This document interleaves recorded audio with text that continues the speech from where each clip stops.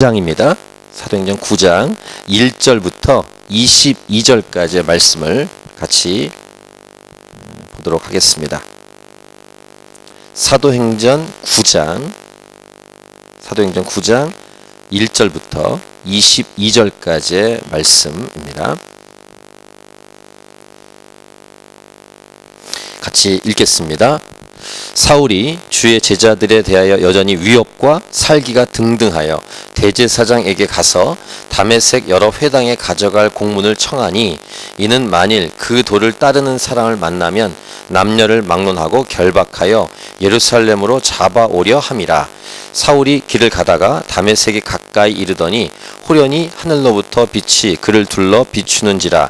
땅에 엎드러져 들음에 소리가 있어 이르시되 사울아 사울아 네가 어찌하여 나를 박해하느냐 하시거늘 대답하되 주여 누구시니까 이르시되 나는 네가 박해하는 예수라.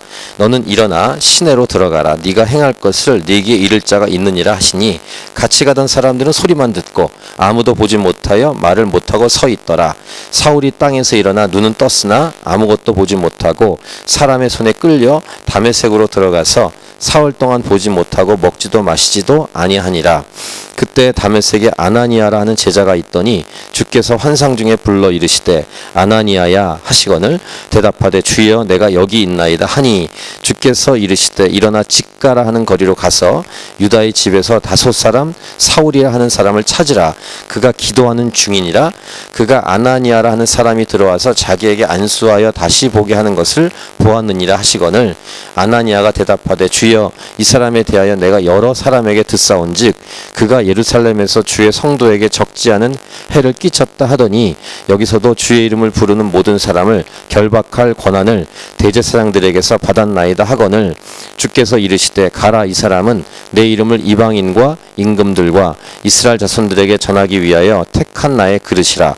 그가 내 이름을 위하여 얼마나 고난을 받아야 할 것을 내가 그에게 보이리라 하시니 아나니아가 떠나 그 집에 들어가서 그에게 안수하여 이르되 형제 사울아 주 곧 네가 오는 길에서 나타나셨던 예수께서 나를 보내어 너로 다시 보게 하시고 성령으로 충만하게 하신다 하니 즉시 사울의 눈에서 비늘 같은 것이 벗어져 다시 보게 된지라. 일어나 세례를 받고 음식을 먹음에 강건하여지니라. 사울이 다메섹에 있는 제자들과 함께 며칠 있을새 즉시로 각 회당에서 예수가 하나님의 아들이심을 전파하니 듣는 사람이 다 놀라 말하되 이 사람이 예루살렘에서 이 이름을 부르는 사람을 멸하려던 자가 아니냐. 여기 온 것도 그들을 결박하여 대제사장들에게 끌어가고자 함이 아니냐 하더라. 사울은 힘을 더 얻어 예수를 그리스도라 증언하여 다메섹에 사는 유대인들을 당혹하게 하니라. 오늘 설교 제목은 방향과 열정 중 방향을 잡아주신 하나님. 이게 오늘 설교 제목입니다. 제가 청소년들 중고등부 한어권 아이들에게 설교를 하는 것 중에서 어느 날 그 열정에 관한 설교를 했습니다. 근데 그 이제 교사분들 중에서 한 분이 목사님 사모님 한 분이 계셨는데 저에게 어떤 조언을 했냐면 하나님께서 열정보다 진리를 중요하게 여기신다. 이런 얘기를 설교 후에 저한테 오셔서 조언을 해주셨습니다.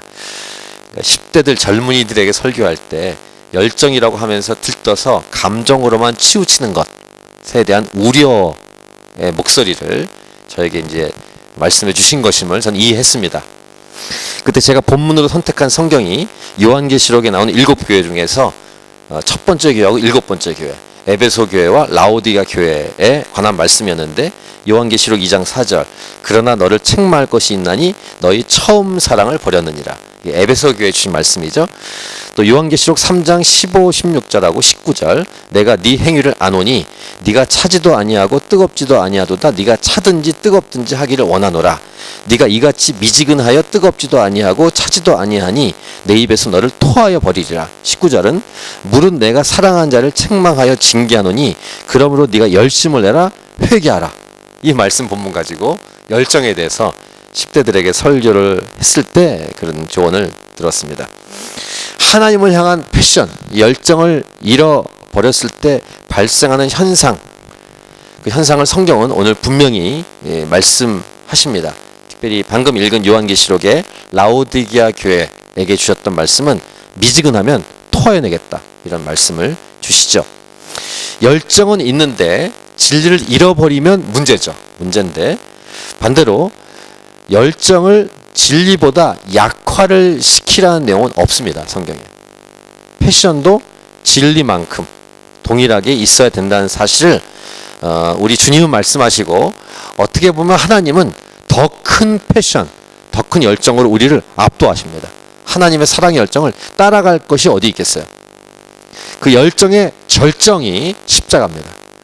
자신의 아들 예수 그리스도를 저와 여러분을 위해서 죽이시기까지 열정을 베푸신 하나님이십니다. 이것을 사랑이라고 부릅니다. 사랑의 열정. 이 사랑의 열정에 대해서는 지난 1월 중순 이후에 1월 한 반 정도 새벽 기도 때 묵상한 아가서에 아주 잘 묘사되어 있는데, 아가서의 핵심 말씀인 아가서 8장 6절 7절에 이런 말씀이 있죠. 너는 나를 도장같이 마음에 품고 도장같이 팔에 두라. 사랑은 죽음같이 강하고 질투는 수올같이 잔인하며 불길같이 일어나니 그 기세가 여호와의 불과 같으니라. 많은 물도 이 사랑을 끄지 못하겠고 홍수라도 삼키지 못하나니, 사람이 그의 온 가산을 다 주고 사랑과 바꾸려 할지라도 오히려 멸시를 받으리라. 그만큼 사랑은 강하고 세다, 이런 말이죠.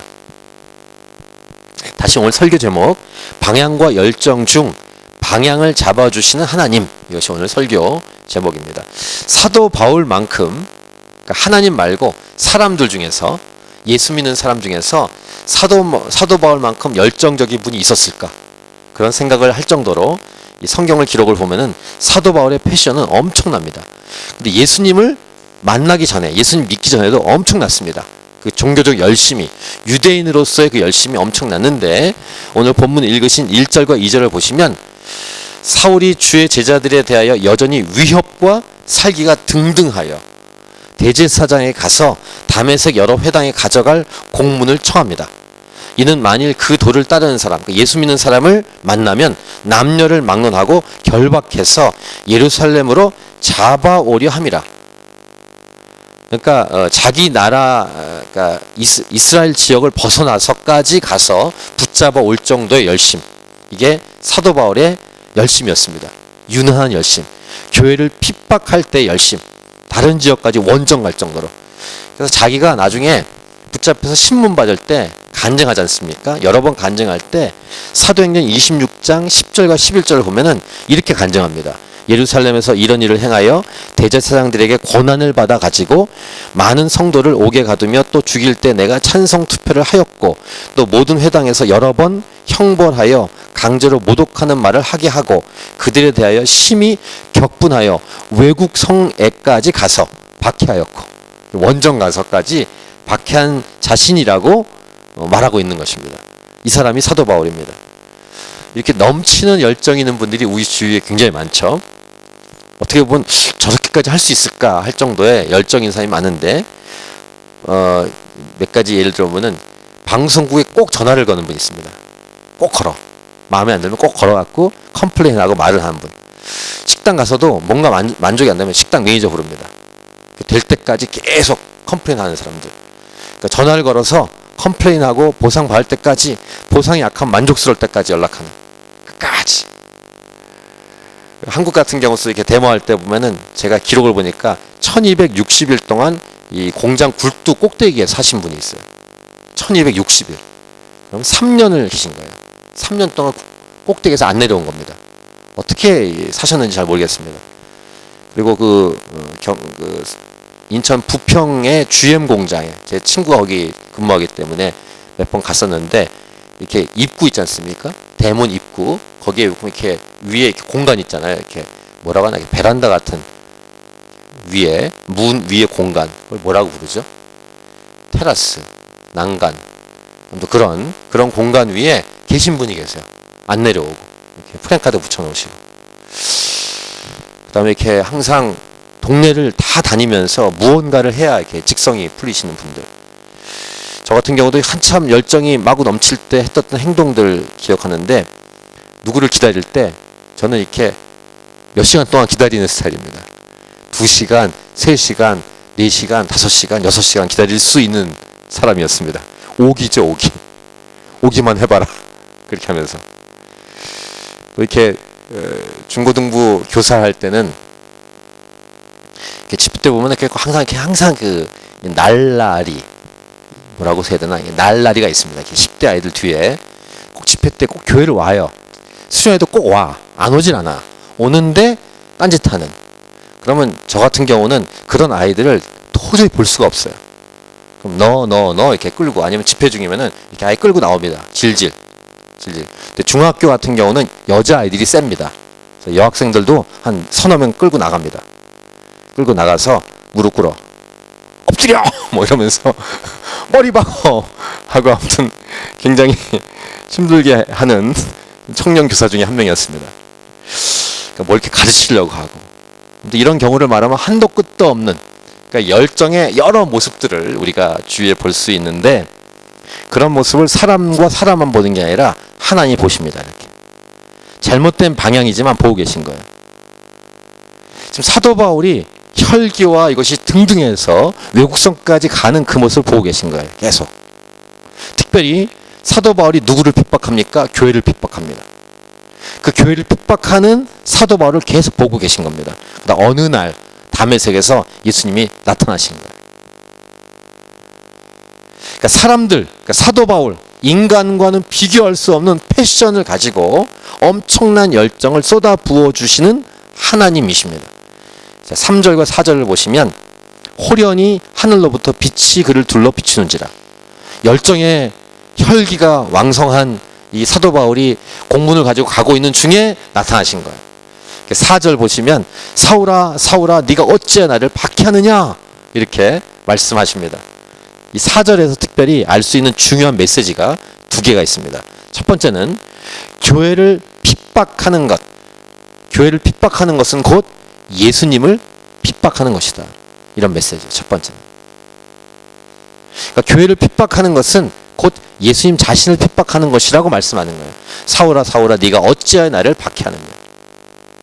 두 번째, 이 말은 동시에 이런 말입니다. 예수님 믿는 순간 저와 여러분은 예수님과 한 몸이 된다라는 것입니다. 이건 사도 바울이 고린도서에서 우리에게 한 몸 된 교회가 그리스도의 몸이라는 것을 말씀해 주고 있죠. 예수 믿는 순간 한 몸이 됩니다. 그러니까 교회를 핍박하면 예수님이 핍박받는 거야. 그래서 예수님이 사울아 사울아 네가 어찌 나를 박해하느냐라고 말씀하시는 겁니다. 여기에 또 하나의 메시지가 있습니다. 이 원리로 말하면 예수 믿는 사람끼리도 한 몸이라는 것을 말씀해 주고 있는 거예요. 그러니까 옆에 있는 사람, 예수 믿는 사람끼리는 다 한 몸이에요. 이렇게 옆에 안 계시면 뒤에 이렇게 계신 분에게 예수 그리스도 안에 당신과 나는 한 몸이라고 한번 얘기해 주세요. 예수 그리스도 안에서, 거기 아빠와 아들도 얘기해 주셔야죠. 예수 믿는 사람들 안에는 한 몸이다. 제가 성찬식을 하면 꼭 이 멘트를 서로 하게 하거든요. 근데 그거 말할 때 굉장히 힘들어 하신 분이 계시더라고. 어떻게 이 사람하고 내가 한 몸이냐, 레벨이 안 맞는다, 이런 식으로 이렇게 느끼시는 분이 계신 것 같아요. 어쨌든 근데 예수 믿으면 한 몸이에요. 이 말은 뭐냐면, 또 딴 사람이 아프면 나도 아픈 거예요. 그 원리가 지금 이 4절에 다 들어 있습니다. 이게 좀 드라마 대사 같긴 하지만, 당신이 아프면 나도 아프다, 한번 얘기를 더 해주세요. 당신이 아프면 나도 아프다. 몇 년 된 드라마가 기억이 나네. 어쨌든 다모. 그러니까 당신의 아픔은 나의 기쁨입니다, 이게 아니고, 당신의 아픔은 나의 아픔입니다. 당신의 아픔은 나의 기쁨이다. 이건 마귀의 생각이죠. 자, 고린도전서 12장 26절에서 만일 한 지체가 고통을 받으면 모든 지체가 함께 고통을 받고, 한 지체가 영광을 얻으면 모든 지체가 함께 즐거워하느니라, 이렇게 말씀하고 계신 거예요. 그러니까 지금 교회를 핍박하는 것은 머리이신 예수님을 핍박하고 있는 거예요. 그래서 드디어 다메섹 도상에서 사도 바울에게 나타나신 거예요. 그래서 이 원리로 더 확장을 시키면, 캔버라를 비롯한 전 세계의 도시들, 흩어진 지역의 교회들의 어려운 소식은 우리 모두의 고통이에요. 요즘 중국이나 파키스탄이 핍박을 많이 하는 것 같아요, 교회를. 그러니까 파키스탄이나 이 중국의 교회들의 아픔, 가정교회들이 거의 이렇게 문을 닫고 있는데, 그 영상을 보니까, 최근 영상을 보니까 아예 그냥 이렇게 뭐죠? 큰 굴삭기나 이런 거 갖고 와서 그냥 무너뜨리더라고요, 건물을. 근데 거기 안에 계신 목사님하고 성도들은 이 건물이 무너져도 우린 안 흩어진다, 이렇게 아주 단단한 이 고백을 하시는 것을 봤는데, 그런 모습은 우리의 고통이기도 합니다. 그럼 어떻게 되는가? 기도해야 됩니다. 어떻게 할 수가 없잖아요. 기도 외에는 지금 현재는 이것이 선교의 출발이에요. 선교의 출발이 여기서 시작됩니다. 선교를 위한 기도, 선교 지역을 위한 기도. 우리가 이제 앞으로 YM 들어가면 이 금요일은 금요 기도 집회, 어노인팅의 이름으로 기도 모임 할 텐데, 그 기도 제목 안에 선교지의 기도 제목을 포함시킬 겁니다. 지금 우리 두 군데 컨택한 선교지에서 기도 제목이 오고 있습니다. 그거를 이렇게 인쇄하든지 해서 나눠드리고 함께 기도할 텐데, 예수님 믿고 있다면 상대방의 어려움이 나의 어려움이라는 사실을 공감하는, 느끼는 이런 마음과 중심이 있어야 된다는 것입니다. 그러니까 5절부터 7절 내용을 보시면 예수님이 이렇게 또 말씀하십니다. 누굽니까? 이렇게 사도 바울이 질문했을 때 나는 네가 박해하는 예수다, 이렇게 대답하십니다. 교회를 핍박하는데 예수님이 핍박을 당하고 있다, 이런 말씀이에요. 6절 너는 일어나 시내로 들어가라, 네가 행할 것을 네게 이를 자가 있느니라. 그리고 옆에 있던 사람들은 소리만 듣고 아무도 보지 못했다라고 기록을 하고 있습니다. 그러니까 예수님이 강권적으로 역사하신 거예요. 나타나셔가지고 여러 사람이 있을 거 아니에요, 핍박하는. 특별히 가장 열정이 센 사도 바울을 딱 잡으신 겁니다. 이 열정, 이 분이 예수님이세요. 예수님의 열정은 막을 수 없는 것입니다. 사랑의 열정. 그래서 그러니까 교회인 우리와 하나님과의 사랑에서 끊을 자가 아무것도 없다고 사도 바울은 로마서 8장에서 말씀하고 있죠. 일단 그 빛이 비쳤기 때문에 사울의 눈이 멀었습니다. 안 보여요. 그래서 8절 9절을 보시면 사람들의 손에 끌려서 그 열정인 이 사도 바울이 끌려갑니다. 그래서 사흘 동안 금식하면서 기도하고 있습니다. 자, 여기까지 보면 겉으로 그냥 보면 예수님께서 사도 바울의 열정을 꺾어버린 것처럼 보입니다. 잘 보시면 열정을 꺾은 게 아니라 방향을 잡으신 거예요. 그쪽 방향이 아니다라고. 열정을 꺾은 게 아니에요. 우리 주님은 우리 열정을 꺾지 않으십니다. 어떻게 보면 우리가 이제 나이가 먹으면서 이제 열정이 사그러드는, 자연스럽게 사그러드는 건 있어도 주님이 우리 열정을 이렇게 꾹 누른다 이러잖아요. 아까 우리 찬양에 상한 걸 때 꺾지 않으시는 꺼져가는 등불 끄지 않는, 안 끄십니다. 방향을 잡아주시는 거죠. 오히려 방향이 제대로 되어 있지 않습니까? 열정에 불을 붙이십니다. 이게 어노인팅이에요. 우리 이제 여기 기도 모임 이름이 다시 사용할 텐데, 성령의 기름 부으심, 어노인팅. 아예 불을 붙이고 막 기름을 부으시고, 이게 어노인팅이에요. 불을 붙이시는 거예요. 방향만 똑바르면은 계속 열정을 부어주세요. 그런 역사가 우리 교회 안에 여러분에게 일어나길 축복합니다. 또 우리 수요일날 같은 경우는 지금 하는 예배를 수요일로 할 텐데 리바이벌이라는 이름을 할 것입니다. 자, 말씀이에요. 그 기도, 말씀과 기도, 말씀과 기도. 열정과 방향이 제대로 타오르고 잡히는 방법은 말씀과 기도입니다. 그래서 여러분 이런 기도를 해야 돼요. 열정 없이 맹숭맹숭하게 싱겁게, 아까 라오디아 교회에게 말씀하신 것처럼 미지근하게 살지 마십시오. 그럼 우리 예수님이 토해낸다. 역겨워, 이런 겁니다. 미지근한 것 역겹다고 얘기하십니다.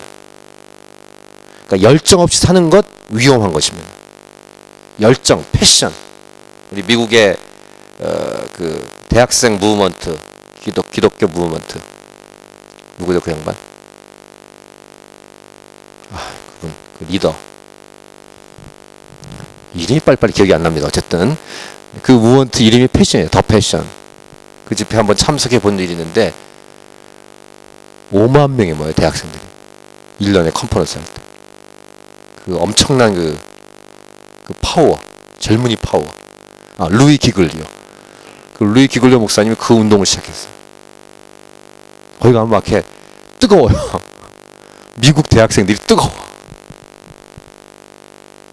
반대로 열정은 있는데 오늘 사도 바울처럼 엉뚱한 방향을 가면 하나님이 이렇게 방향을 잡아주십니다. 열정을 식지 않고 열정을 끄지 않으시고 방향을 잡아주신 주님. 사람을 세우시는 예수님은 사람을 일으킬 때 오늘 후반부 본문 보시면은 다른 사람을 붙여서 일으켜 주십니다. 사람을 통해 역사하십니다. 그래서 이 대열, 하나님이 역사하신 이 대열에 포함될 수 있도록 기도해야 돼요. 열외되지 않도록. 하나님이 막 이렇게 사람들 통해서 역사하고 있는데 이렇게 구경하고 있다. 그럼 그거는 참 참혹한 일입니다. 하나님이 막 쓰고 계실 때 그 무브먼트에 포함되는 것이 축복이에요. 그렇게 쓰임받고 싶고, 도시로 말하면 하나님이 시드니 막 쓰고 있는데 캔버라는 하나님이 잘 안 쓰고 있다. 그러면 슬퍼하셔야 됩니다. 하나님, 캔버라도 써주십시오. 캔버라에 불을 붙여주십시오. 그래서 깨어나서, 어웨이큰, 깨어나서 일어나 하나님의 손에 사용된 사람으로, 또 다른 사람을 깨우는 사람으로 살아가는 것, 이것이 한 번 사는 인생 가운데 굉장히 중요하고 의미 있는 것입니다. 저도 그렇고 여러분도 그렇겠지만 어쨌든 사람의 손을 통해서 하나님이 일하시는데 누군가의 손길을 통해 여기까지 왔을 거예요. 무슨 멘토라고 그러죠. 영적인 멘토. 거룩한 영향력을 끼쳐준 누군가가 이렇게 세워지게 했고, 나도 누군가를 멘토링 해야 된다는 사실도 기억할 필요가 있습니다. 우리가 이제 1:1 제자 양성 공부를 공부했는데 머리에 지식을 쌓으라고 공부하는 게 아니에요. 1:1 공부는 다른 사람을 양육하는 것을 위해서 공부를 하는 것인데, 어쨌든 하나님은 다른 사람을 이렇게 세워갑니다. 저는 이 표현을 중매라는 표현을 쓸 때 거룩한 중매라고 표현하고 싶습니다. 하나님께 보시고 열정은 있는데 방향이 잘못된 사도 바울을 보셨고, 그 다음에 선지자면서 하나님께 기도하는 아나니아를 봅니다. 이건 아나니아 삽비라 다른 사람입니다. 아나니아를 보는 거예요. 그 도성에. 다메섹 도상을 가고 있던 방향이 잘못되어 있는 사도 바울을 딱 보고 빛을 비춰서 눈멀게 하고 기도하게 한 후에 그 도시에 있는 또 하나님의 사람을 세우는 거예요. 이렇게 중매를 시켜주고 연결시킵니다. 자, 보십시오. 10절부터 12절인데 10절에 다메섹에 아나니아라는 제자가 있더니 환상적으로 부르십니다. 그 다음에 주여 내가 여기 있나이다 이렇게 대답했을 때 이제 하나님이 말씀하시는데, 여기서 알 수 있는 게 또 있어요. 아무나 쓰지 않으십니다. 하나님이 아무나 쓸 수 있는데, 아니요, 성경을 보니까 하나님은 준비된 사람을 써요. 여기 준비라는 것은 기도로 준비된 사람, 말씀으로 준비된 사람. 그러니까 하나님의 손에 쓰임받고 싶으면 준비하셔야 돼요.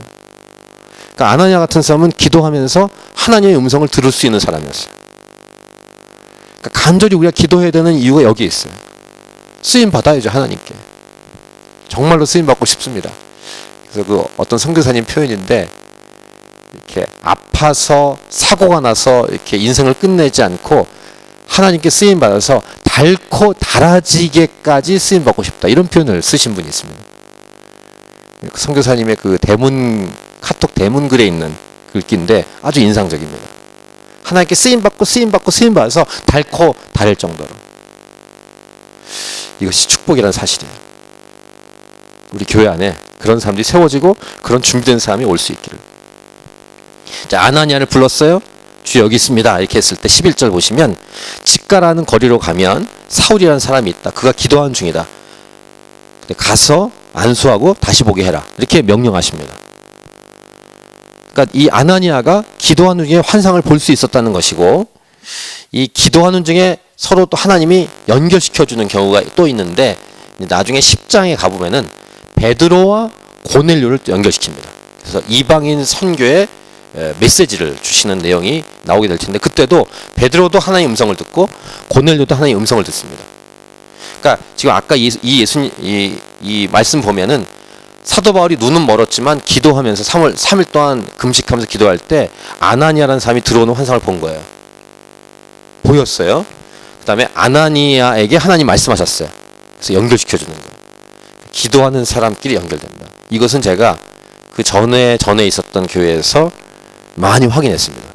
그러니까 기도를 많이 한 분의 레벨이 있더군요. 우리가 잘 그 레벨에 못 올라가서 그 영역을 모를 수 있는데, 기도를 많이 하는 분들끼리의 네트워킹이 있습니다. 전화나 이메일이 아니라 기도를 통해 네트워킹합니다. 그런 분들이 있더라고요. 하나님께 쓰임 받도록 이렇게 준비된 사람들로 우리가 나아가야 할 줄 믿고, 이것이 사도행전의 역사인데, 어쨌든 제대로 예수 믿는 사람들 통해서 하나님이 지금 이렇게 연결시켜 가면서 하나님의 일을 하고 있는. 자, 그런데 한 가지 문제가 생겼습니다. 13, 14절을 보시면 아나니아가 이미 소문을 듣고 있어요. 이 사울이라는 사람이 어떤 사람인지 알고 있는 것입니다. 적지 않은 해를 끼쳤다. 이렇게 13절에 얘기하고 있죠. 14절 여기 다메섹에 올 때도 대제사장들에게 권한을 받아서 사람들 결박할 권한 갖고 왔습니다. 이렇게 얘기합니다. 여기 이제 네 번째 메시지가 있는데요. 뭐냐면 중요한 것은 소식, 소문보다 말씀이 중요하다는 거예요. 네 번째 메시지를 한번 정리해 볼게요. 소문에 의해 움직이지 마십시오. 누구누가 이렇게 말하더라. 누가 이렇더더라. 이런 거에 움직이지 말고 오직 하나님 말씀에 의해 움직이도록. 이게 아주 중요합니다. 이민사회에는 소문이 많잖아요. 소문, 소설 많기 때문에 그런 거에 움직일 필요가 없어요. 하나님 말씀 듣고 움직이면 돼요. 지금 아나니아도 소문이 있어요. 그래서 사울이라는 사람 위험합니다. 하나님께 대답을 했습니다. 그런데 하나님이 뭐라고 하십니까? 15, 16절 아주 중요한 표현인데 우리 15, 16절을 같이 여러분에게 주신 말씀이라고 믿고 같이 읽겠습니다. 15, 16절 시작. 주께서 이르시되 가라. 이 사람은 내 이름을 이방인과 임금들과 이스라엘 자손들에게 전하기 위하여 택한 나의 그릇이라. 그가 내 이름을 위하여 얼마나 고난을 받아야 할 것을 내가 그에게 보이리라 하시니. 뭡니까? 계획이 있다라는 것입니다. 길이 있다. 주께서 갖고 있는 방향이 있다. 이런 내용이죠. 이걸 콜링, 부르심이라고 부릅니다. 사도 바울만 그럴까요? 저도 그렇고 여러분도 그렇고 하나님의 부르심이 다 있습니다. 이걸 들으셔야 돼요. 이걸 듣고 하나님의 말씀 듣고 순종해 갈 때 진짜 잘 사는 것입니다. 세상은 여러 기준을 얘기합니다. 잘 사는 기준을. 그거 말고 성경에서 말씀하신 이것, 주님이 택한 그릇으로 주님의 이름을 위해서 살아가는 것, 그걸 콜링, 부르심, 우리를 향한 하나님의 계획이라고 부릅니다. 선포합니다. 하나님께서 여러분을 사랑하십니다. 여러분을 향한 하나님의 놀라운 계획이 있습니다. 할렐루야. 아나니아가 이제 순종해서 직가란 거리로 가서 사울을 만납니다. 안수합니다. 그랬더니 그리고 뭐라고 선포하냐면 예수께서 나를 보내어 너로 다시 보게 하시고 성령으로 충만하게 하신다 했더니 사울의 눈에 비늘이 벗겨집니다. 다시 보게 되었다. 세례를 받습니다. 19절 음식을 먹습니다. 강건해집니다. 사울이 다메섹에 있는 제자들과 함께 몇 주 동안 있습니다. 그리고 이제 나타나는 마지막 내용이 뭐냐면은 사도 바울의 열정이 식지 않았다는 증거를 보입니다. 자, 20절을 같이 읽겠습니다. 20절 시작. 즉시로 각 회당에서 예수가 하나님의 아들이심을 전파하니. 방향을 바꿔주니까 열정은 똑같은 거예요. 예수님 만나기 전에는 예수 믿는 사람을 잡아다가 넘기는 일에 열심을 냈다면 예수 믿은 다음에 예수가 하나님의 아들이심을, 즉 복음을 전파하는 방향으로 가고 있는 사도 바울의 이 방향이 바뀌어 있는 모습, 근데 열정은 여전한 모습을 볼 수 있죠. 그러니까 옆에 있는 사람들, 그 얘기를 듣는 모든 사람이 놀랍니다. 그렇죠. 중간에 이렇게 회심한 사람이 있지 않습니까? 급작스럽게 놀랍니다. 저 같은 경우도 이렇게 대학교 중간에 예수 믿고 복학해서 갔더니 다 충격을 받더라고. 오재성이가 저런 사람이었냐. 아무튼 다 놀라는 것을 봤어요. 특별히 모태신앙이고 제 동기 중에 한 명이 참 신실한 교회 다니는 친구인데 그 친구가 나를 보면서 충격을 받더라고. 그 전에 저의 모습이 어땠는지 좀 이게 너무 비포와 애프터가 너무 달랐던 것 같아요. 급변화 가능합니다. 급변화 될 수 있습니다. 천천히 변화될 수도 있지만 급변화 가능해요. 믿지 않는 남편이 확 변할 수 있어요. 믿지 않는 자녀들이 확 변할 수 있어요. 마치 예수님을 믿지 않으려고 작정하고 태어난 사람처럼 보이는 망나니 같은 불신자가 완전히 뒤바뀔 수 있어요. 할렐루야. 하나님이 하신 일이에요. 이 광야 같은 이 캔버라 땅에 선교지인 이곳에 사도 바울 같은 급변화가 일어날 수 있기를 간절히 기도합니다. 매일 새벽 기도 때마다 기도하고 있습니다. 캔버라 땅에 급변화, 거룩한 지진이 일어나게 하소서. 자, 오늘 설교 제목 방향과 열정 중 방향을 잡아주시는 하나님이었습니다. 우리 찬양하고 우리 기도하도록 하겠습니다.